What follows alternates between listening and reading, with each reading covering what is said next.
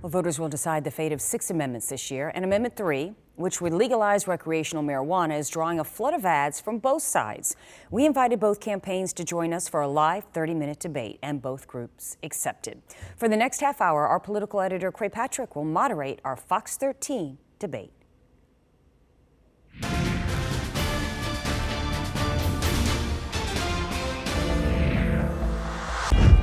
24 states and D.C. have legalized marijuana for recreational use. Florida would become the 25th state if voters pass Amendment 3. It would allow adults 21 years or older to possess, purchase, and use limited amounts of marijuana if they buy from state-approved vendors. And this is driving a hot debate.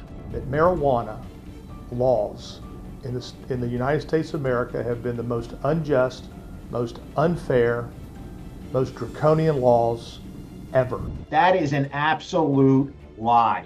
I've been a cop for 36 years. I've never seen anybody go to state or federal prison for having a joint on them. There are more arrests for low-level marijuana possession annually in the state of Florida than any other state in this country. This state will start to smell like marijuana in our cities and towns. It will reduce the quality of life. The group called Smart and Safe Florida collected more than 1 million signatures to get Amendment 3 on the ballot. And the group called Vote No on 3 is leading the organized opposition. Both groups picked a representative to argue their case in our debate. The supporters picked State Senator and former Florida Republican Party Chair Joe Gruters. The opponents picked Dr. Jessica Spencer, certified prevention and addictions professional. And they'll face off in this special presentation of Fox 13 News.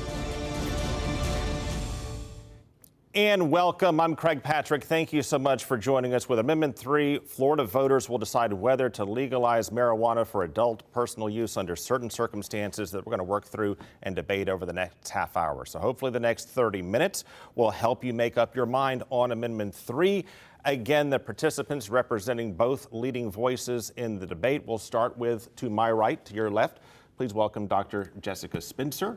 She's a specialist in prevention and substance abuse treatment, has been for 24 years with a master's in the field, plus a doctorate in organizational leadership. She is the director of advocacy for Vote No on 3. Thank you so much for joining us. Also, State Senator Joe Gruters, who serves the Sarasota area in the Senate, has since 2018 previously served in the House. Also, from 2019 to 2023, served as the chairman of the Republican Party of Florida.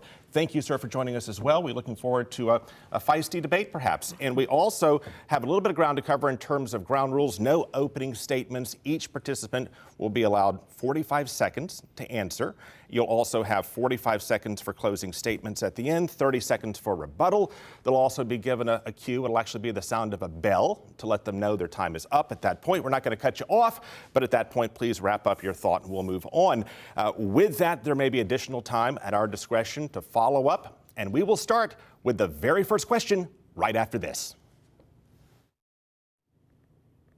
And welcome back. We begin now with the first question in our debate over Amendment 3 to allow personal use of marijuana for adults in the state of Florida if it is passed by 60% of voters or more. Dr. Jessica Spencer, who represents the Vote No on 3 campaign, got the first question by drawing numbers. We'll start with a central argument that you are presenting, and that is that you claim this would create a monopoly of those who would be able to provide it.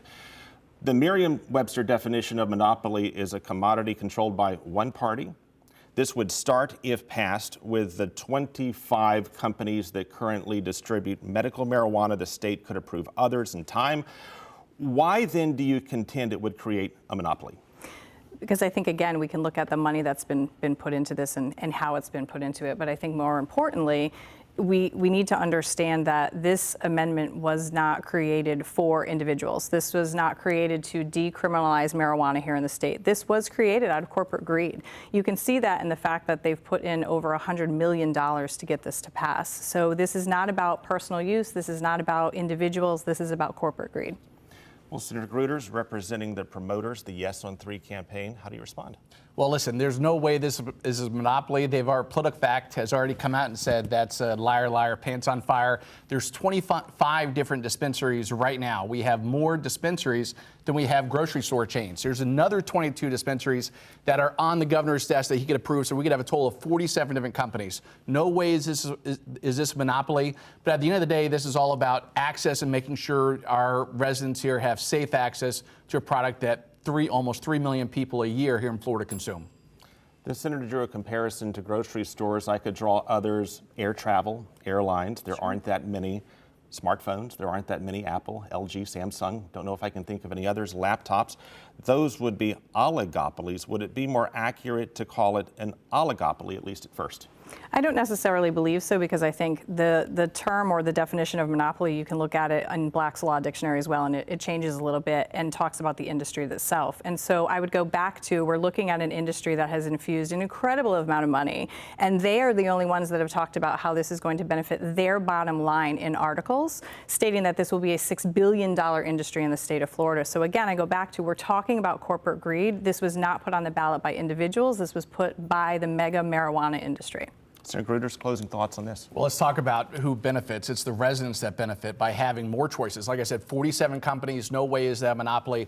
But at the end of the day, it's access to a safe product, because right now people are buying it from illicit markets. They're buying it that they're laced with fentanyl and other harmful materials. This is about making sure that everybody has a chance to consume this if they want, without having to worry about these products that are laced with different products. Now, you're also making the point that people could not home grow their Correct. own marijuana. That presently is already banned under the law, so this amendment Absolutely. wouldn't specifically ban that.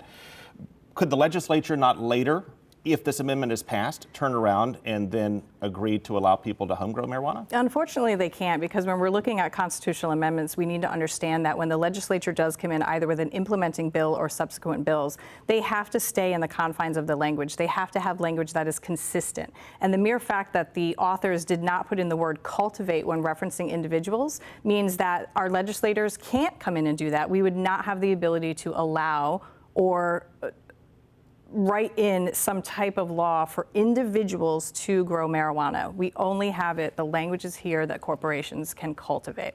Does the language preclude the legislature, of which you are a member, from allowing homegrown marijuana later? Well, a lot of people say that you can't have homegrown, but the bottom line is with constitutional amendments here in Florida, you could only have a single issue subject. People have tried in the past to have two subjects, and it gets rejected, and we won't even be talking about this today.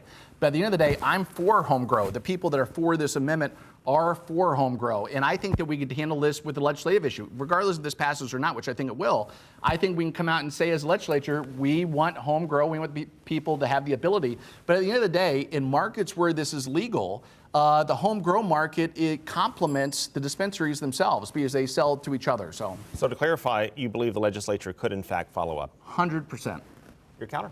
Unfortunately, Senator Gruters is unfortunately wrong. That's not how constitutional amendments work. You have to stick and be consistent with the language of the amendment. And he references single subject, but first of all, the authors of this did not bring it to the Supreme Court and have it rejected, and then they had to go back and take the word home grow out or cultivate for individuals out. They didn't do it. They didn't even try. But in this state, we've had several instances where authors of these types of things, or just amendments in general, they put two petitions on there. So if they want to argue single subject, which is disingenuous and just not true, they could have put a second amendment in place, and they did not. I'm going to get to the limits. Do you have a closing thought? Yeah, just that the legislature has the authority due to the Constitution, due to this amendment. The language in this amendment says it gives the legislature authority. But the broad police powers that we control, all these constitutional amendments at the end of the day have implementing language that will come in. And listen, we have a great conservative governor. We have great conservative legislature. My colleagues, we're going to have the best laws in the country in terms of guardrails to make sure that we do this right. In terms of the limits, we're looking at a limit of 3 ounces or 5 grams in concentrate, 28 grams to an ounce.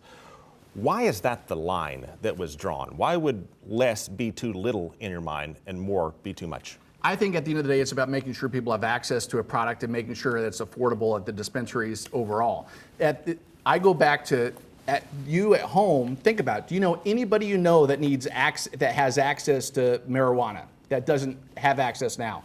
We have 1 million people in the state that basically has a medical marijuana card. There's 2 million more people that have access in other ways. They go to illicit markets. What this is all about, it's safety. It's making sure that people can consume a product if they want. Adults, only age of 21 and over, that can consume a product that's not laced with some foreign substance or gets it out of the market so there's no criminal activity involved. Your thoughts on drawing the line at 3 ounces or 5 grams in concentrate? Well, I think it's shocking that it's even at 3 ounces to begin with, because other states don't have that high of a limit or a possession amount. Wait, but does Missouri? I'm sorry? Missouri does it not? I don't believe so, but I'm not sure. But I'm still also going to go back to, we don't need 3 ounces here in the state. That's incredibly high. I'd also like to go back with, and perhaps Senator Gruters is missing, where the language in here where it talks about limitations for the legislature, it literally says that are consistent with, and the word cultivate isn't here for individuals. It would not be consistent. There are many things that we as individuals, when we're looking to constitutional amendments, we need to make sure we're reading the language and understand that, not to necessarily listen to Senator Gruters, who is quite intelligent, or listen to me. Please read the language where it says they can only enact laws that are consistent with the language of the amendment. The governor and other opponents have contended that you would have obviously an odor with marijuana that is off-putting to many, and that suddenly you would find yourself in Florida public places, beaches, elsewhere, where you would smell marijuana constantly. Listen, I spent 6 years trying to pass a bill to ban smoking, and ultimately what we did is we went to ban smoking at the beaches, right? And I'm all for, and I think what's going to happen is once this bill passes, we're going to put up those guardrails to make sure that really consumption should only be done indoors. So your own individual residence, maybe some consumption rooms. It should not be done out in the public. We have the ability to regulate that 100%. I've talked to my colleagues. Listen, there's a lot of people that say you can't. I know by being a member of the legislature and by talking to my colleagues that we could certainly put these guardrails up and we could do it the right way. We don't want to be New York. We don't want to be Las Vegas, some of these states that were early implementers of this bill. But the people like Arizona, Montana, Ohio, they're all doing it right. And we have the ability to do the exact same thing here in Florida. If restrictions come before legal review, judicial review, would there not be a legitimate interest by the state? Would you not apply a rational basis test and ultimately state would have free rein to do this? So we would hope so, and I'm in complete agreement with Senator Gruters that we do not want smoking on our beaches. Unfortunately, I go back to that this is not a bill, this is a constitutional amendment. The language in here, all the author needed to do was cross out the word medical, and it in effect would allow our legislators to ban smoking of marijuana. However, it doesn't. They leave it this way, and all they had to do was cross out that one word. Again, I'm in agreement, but let's even talk about the other states where they have put in bans of smoking.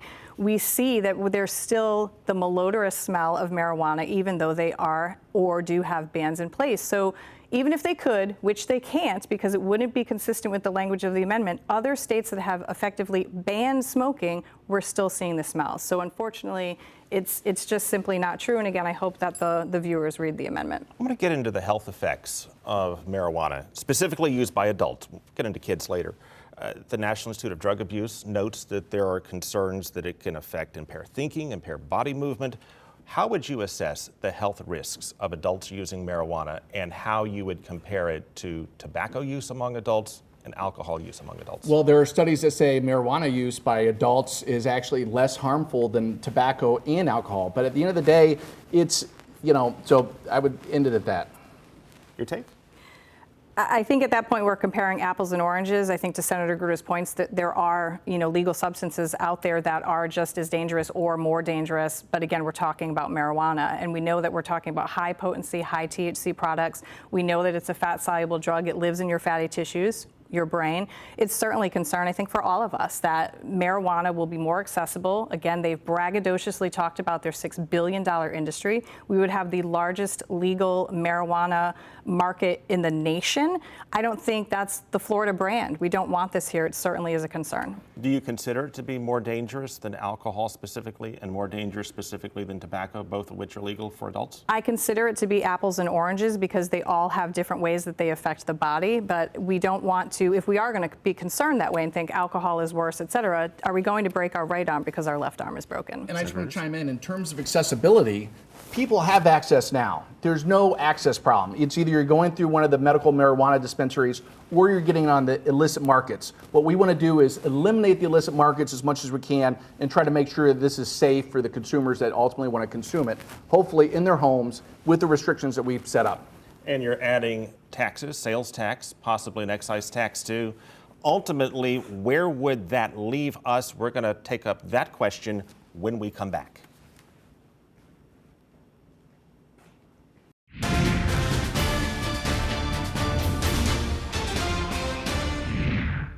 And welcome back to the second half of our 30-minute debate on recreational marijuana in Florida, Amendment 3. Senator Joe Gruters, we left off with you. You said the goal as a supporter of this amendment is to eradicate the black market. But if this is taxed, it would cost more than what you could buy on the black market. Is there any risk that the difference in cost could drive more people to buy it from illegal street dealers and fuel the very black market you're trying to eradicate? Absolutely not. And studies have shown it in these states that have already implemented this bill. And by the way, 24 states, including with the District of Columbia, so that's 25 states, over half the country has already implemented recreational adult use marijuana. So no. Dr. Spencer? Obviously, I'm going to say the exact opposite. We see the black market thrive and flourish in states that have recreational marijuana. And again, we are not talking about a bill. We are talking about a constitutional amendment. We have alcohol that's been legal for a very long time. You don't have a thriving alcohol bootleg black market. What would the difference be over the course of time?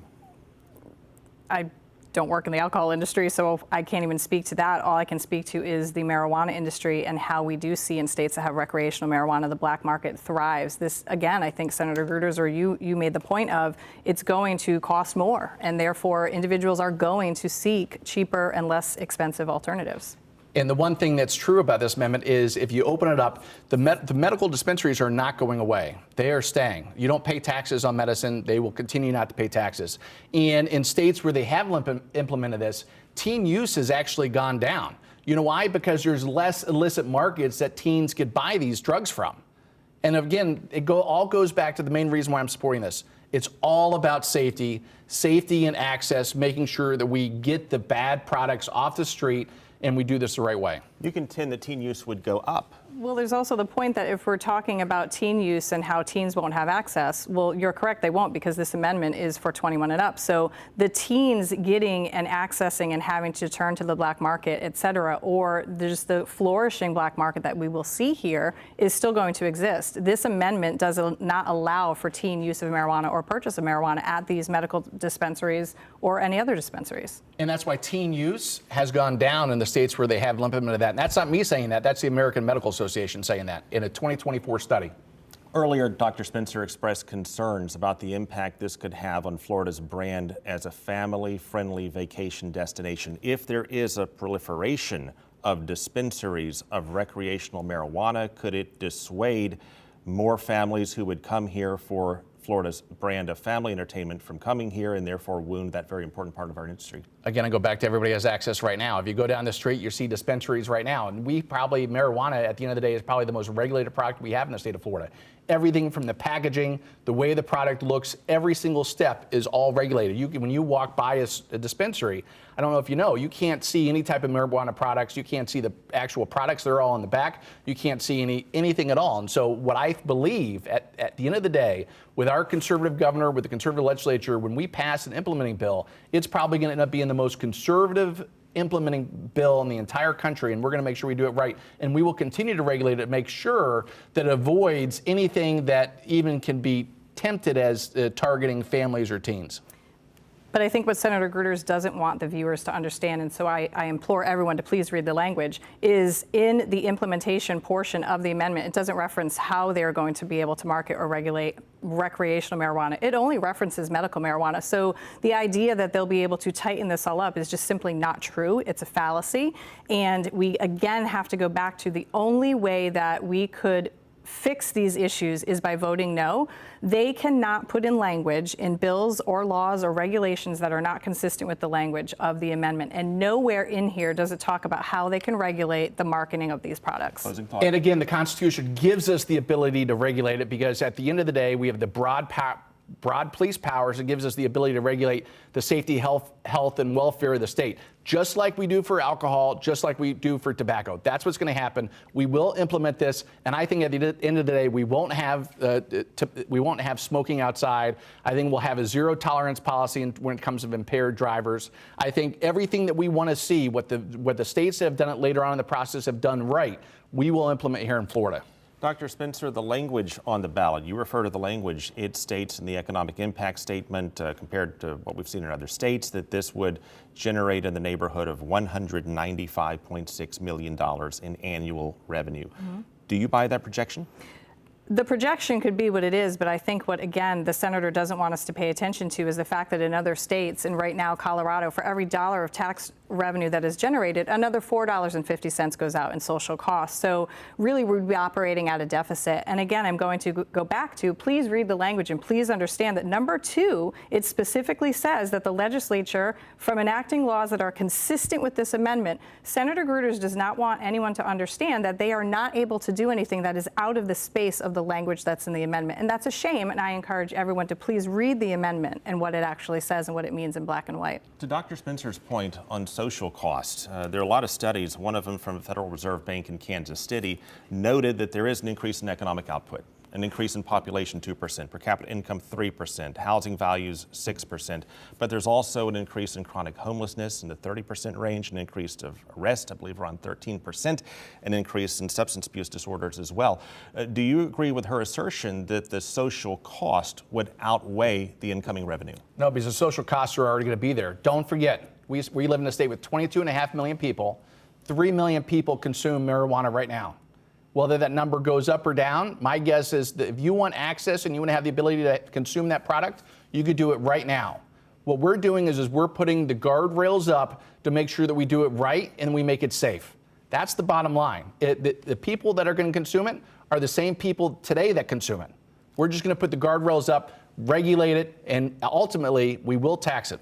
Could we see a reduction in alcohol sales with more people turning to marijuana? And if so, could that reduction in revenue from a decrease in alcohol purchases offset revenue gains from recreational marijuana?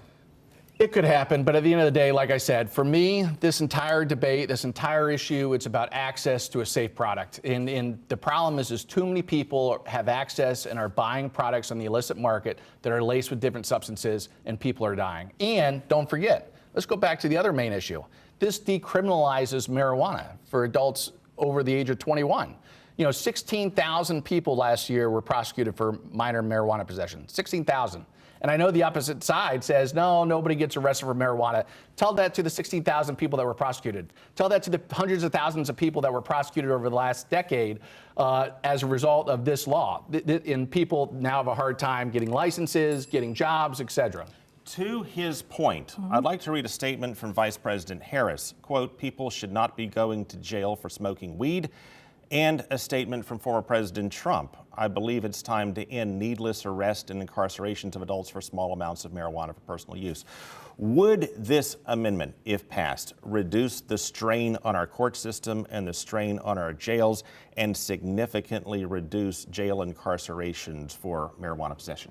I think we can all agree and get on board that we do not believe that anyone should be in jail or be arrested for simple marijuana possession. But the fact of the matter is that's simply not happening currently. And it's interesting when the other side talks about how this is affecting young people and not being able to get into college, not being able to get into the military, et cetera, when this amendment actually speaks about 21 and over. So it's not going to fix. This is not about decriminalization of marijuana. That could be another issue. This is about a constitutional amendment that is a bad plan and a bad plan for Florida. And no matter how many times Senator Grutter says they can put guardrails in, they should have done it when they wrote it. They didn't. And it's a bad plan and a bad amendment for the state of Florida. Closing thoughts. Well, listen, at the end of the day, you mentioned both Vice President Harris and President Trump.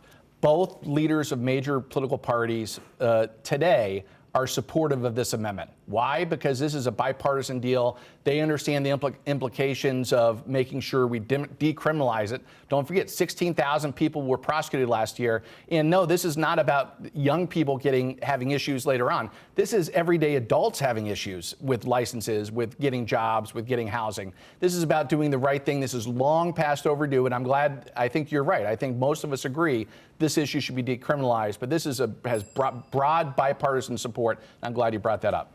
On the potential for an increase in crashes on our roads, Sure. The potential for an increase in car insurance rates, I've seen data that's all over the maps, but National Institute of Drug Abuse cites research saying that there is an increased risk of getting into a crash, while NHTSA says there's no significant increase based on studies that it has seen and conducted.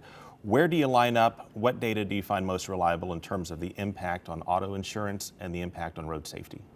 I don't have specific data. I do know that in states and in individuals that we've spoken to in states that have recreational marijuana, and you can see it on the HIDA reports, the high intensity drug trafficking reports, we do see an increase in traffic fatalities, traffic crashes, et cetera. So of course there is a major concern with, we don't want more people drunk on our roads. Why would we want people high on our roads? So yes, major concern. And again, the studies that were done early on in these states that were initially implementing this type of legislation did have spikes, and it did go up. Because that largely due to some tourism industries where people were trying to go try it out. Now, 24 states have legalized this, including the District of Columbia. Studies that have come out recently have shown there's no increase. You know why? Because it goes back to the number one issue. People already have access. If you want to do it, you're going to consume it. Our law enforcement, those guys are trained. They're great at what they do. They could tell if you're impaired from alcohol, marijuana, some type of prescription drug, and they have ways to test and make sure they get these people off the road. You know, I saw research on the National Library of Medicine across states that legalize marijuana for recreational use. The effect on injury crash rates really ranged from a decrease of 7% in crashes in general to an increase of 18%, and likewise in fatal accidents, a decrease of 10% to an increase of 4%. So just based on that wild swing, does that basically tell us that we really don't have reliable data on what the impact in Florida will be? A question to both of you. Well, what we have to do is we have to come out with, again, go back to the implementing language. We have to make sure we say zero tolerance whatsoever, no 100% to none, right? Zero tolerance driving while consuming marijuana. There's new tests out on the market that's 96% efficient. My guess is with all these states that have brought this online, that's going to continue to go up. And I think through an education campaign, just like with alcohol, I think that we could do a good job of persuading people not to do this. But like I said, if they want to do it now, they're doing it. We have to make sure the law enforcement has the tools to do their jobs.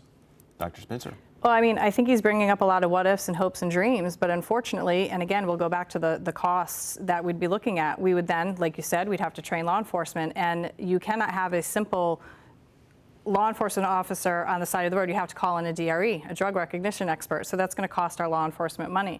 The other piece, you know, we say, oh, they're already doing it. We're already doing it now. Okay, but the industry themselves, they're on record as saying in the Florida Trend that this would be a $6 billion market. It would triple the market. So we can say that it's here already, but I don't know that Floridians want it tripled here already. 45 seconds now for closing statements. Senator Gruters, take it away. Thank you so much. I appreciate you putting this on so people can understand what this is about. At the end of the day, this is about access. It's about safe access. 3 million people consume marijuana right now. 1 million through the medical dispensaries. 2 million, almost 2 million, do it through the illicit markets. You know, anybody that consumes it on the illicit market goes buys a product from outside the legal system. They're at risk when they buy it by the environment that they're in, but also what they end up, how they consume it, by what's on that product. We should regulate this, number one. Number two, we're long past overdue decriminalizing this issue. 16,000 Floridians were arrested last year for minor possession of marijuana. Let's get this let's pass this and get this out of the way. That should not happen again. And number three, we have a great governor in in Ron DeSantis, and I have great conservative colleagues. We will put the guardrails up. We will do this right, and we will implement a bill that my guess is probably the strongest in the country to protect you, the voters out there, and make sure 100% we get it right. Dr. Spencer, you have the final 45 seconds. Thank you so much. Again, thank you so much for having us here. And to all of the viewers, I would just please implore you to read the language. Don't let anyone make you feel like you're not smart enough to read it and understand it yourself. And do understand that this, again, yet again, is just more excuses from individuals that are admitting that there's flaws in this amendment, which is why we have to vote it down. They also mentioned the legislature. We already have other senators, people of the legislature. We also have our governor that says you can't legislate these problems away. So we need to make sure that we understand this is a constitutional amendment. We have to vote no on it because it is not perfect. They have already admitted, Senator Gruters has already admitted that there are flaws in this amendment that they have to then come in and put guardrails in. You must vote no. Dr. Spencer, I want to thank you so much for joining us. State Senator Gruters, I want to thank you so much for joining us. I want to thank all of you for watching us as well. If you missed part of this debate, you can also watch it in its entirety on the Fox Local app. Again, thank you so much for joining us for this Fox 13 special.